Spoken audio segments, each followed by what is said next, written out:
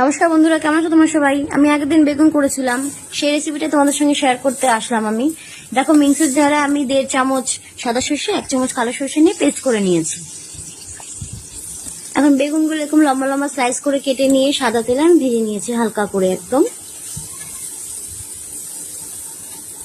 ভেজে নিয়ে ওই কড়াইতেই আমি তেল দিয়ে একটু কালো জিরে রসুন ফোড়ন দিয়ে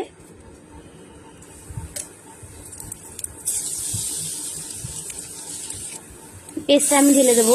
ঢেলে দিয়ে একটু নাড়িয়ে ওর মধ্যে নুন, হলুদ, সামান্য একটু চিনি আর একটুখানি লঙ্কার গুঁড়ো দিয়ে ভালো করে নাড়িয়ে দেখবে কালার চলে এসে কত ভালো। নাড়িয়ে যেই তেল উঠে যাবে তখনই বেগুনটা আমরা দিয়ে দেবো ওর মধ্যে।